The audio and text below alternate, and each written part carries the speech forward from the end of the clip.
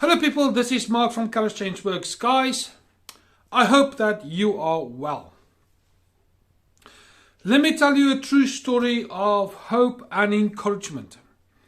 Now, I don't want to declare too much here because I want to protect identities and I also want to protect the confidentiality element of the subject, but it's going to be an encouraging video nonetheless. As you know, me and Lara are working on this channel and we've got Facebook going and we've got a support group going, and we kind of just starting out on the Facebook support group as far as supporting people from a narcissistic point of view in terms of giving them some real life experience and hoping that they would be able to move on from where they are to a place of freedom at least. Well, that's what we want to do. However, for me personally, these last couple of years particularly has been a place and a time of healing. And there's been a lot of healing that's taken place, albeit that it's been quite slow in some areas. And then particularly the last 5 months, 6 months or so, it seems like healing has kind of accelerated massively. And in that time of healing, maybe the last 12 months or so, I've kind of found myself a little bit. And my purpose has been revealed a little bit more. Because of the narcissistic abuse, that's now, all that fog and stuff is now clearing up, and I've got a goal that I'm aiming at. Me and Lara are doing this, the channel, Facebook, and a couple of other things. And it's kind of together, we're kind of molding ourselves into like a little business partnership. Hence the channel, hence Facebook, and there's other things that's in the pipeline, but that's for a bit later. All that said, from my personal experience, I've been in a process of healing, direction, goal, purpose, all these kind of things. It's all nicely being nursed to a place of better health. Let's just leave it like this. Mental, emotional, spiritual even. It's really good. All that said, other parts of my life has been a real struggle. And you try and you try and you try and you just go get nowhere. And then you periodically get someone that say, oh, I can help you. And they end up being probably the worst thing ever. In spite of the language that they use that says, I will be there, I'll help you.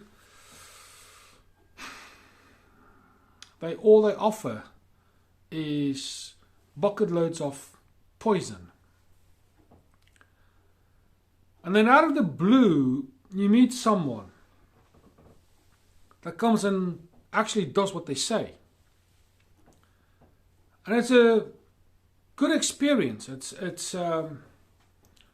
It's nice when you actually meet someone that's actually the same attitude, the same spirit, the same heart as you, and it nearly feels like you gel. That is, you know, in some cases it's quite rare, but when it happens, it's really good. This particular chap, I'm not going to disclose who he is or anything like that, but let's just say that over this last week, you know, sort of the early 20s in the April, I met this guy and we've been speaking. Appears to be a really nice chap. I've checked him out. Seems okay. I can help you. So we have this discussion. Long story short is he's delivered on absolutely everything that he claimed he's delivered on. Now, I take my virtual hat off for this guy. He's the first person in many attempts to actually try and get a bit of help in terms of a particular issue that me and Lara are struggling with at this particular point in time. And this guy has been the only one so far that's delivered. And he seems a genuine guy. not just the fact that he delivered, but as a person, there's this congruency about him. And he seems to be a guy just like me and like Lara, who has got a heart for people who are in a place of need. That could be the reason why him and I just seem to hit it off really, really well. So, what is the purpose of all of this? The purpose of this video is simply to let you know that when you are struggling and it feels like your life is sort of running amok and you're losing control of things, I want to encourage you just to hang in there. Out of the blue, someone will turn up on your doorstep. It might be a friend request on Facebook, it might be a connection request on LinkedIn or Twitter for that matter.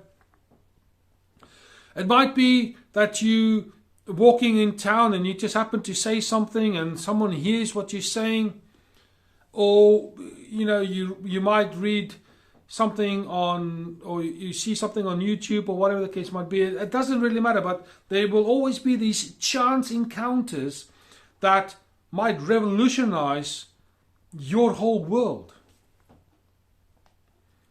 And this particular chap has been that. Now, I'll be straight and say that initially when he said that he could help, I made it a little bit difficult for him. Not as difficult as I could, but I made it a little bit awkward for him.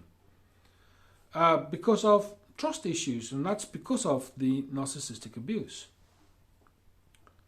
But I can tell you this much about this particular chap. I have great respect for him. He does not know this, of course, but this is one of those things. He will find out later in time that because of him helping me, and because he is also helping Lara, that he will get his reward one day. I like it when these things happen because it gives reason to promote other people and what they do. And this is my way of saying to this particular chap, you've done me a favor. You've helped me out. I'm going to promote you. And I've already spoken to the guy in how I'm going to promote him. And he's as grateful as I am. Obviously, two different points of view, two motivations, but here we are. I'm talking about him. I'm honoring what he's done because he's been an absolute godsend. Now, what is all of this about? Listen, sometimes we have to employ principles that we don't necessarily understand. And sometimes when we try and deal with things in the world as we see it, this polluted oxygen that we have to breathe in every day, on this world, this planet, we have to employ certain principles. But sometimes when we employ those principles, they might not necessarily work. They might work yesterday, they might work tomorrow, but if they're not working today, it means we're employing the wrong principle. So as far as this particular issue is concerned, me and Lara decided we're going to put our heads together, albeit 6,000 miles, 9,000 kilometers away. We're going to put our heads together and we're going to talk about this. So we decided to employ a spiritual principle, which we did. All the struggles before with this particular chap, and it failed. After we employed the spiritual principles, it worked. My lesson here for me is engage more in spiritual principles. Because everything happens in the spiritual and then it reveals itself in the physical.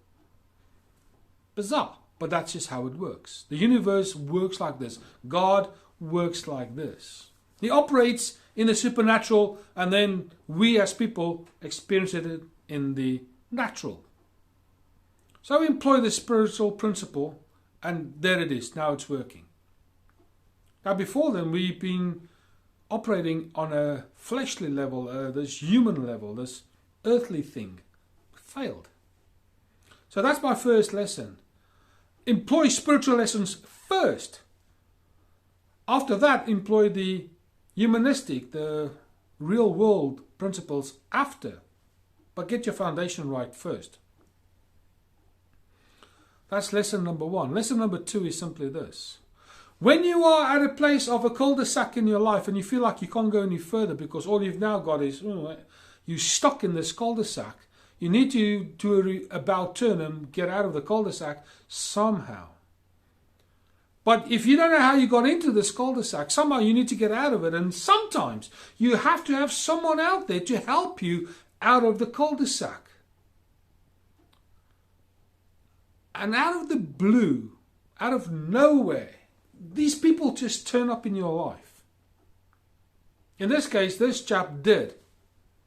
Me and Lara were getting really worried about a few things, and this guy has, like I said, he's delivered. Hang on there when you are in your cul-de-sac. Your blessing has been put in the post, spiritually speaking. It's going to take some time for it to be delivered through your letterbox. It's on the way. Now, I don't know who you are or why you might need to hear this.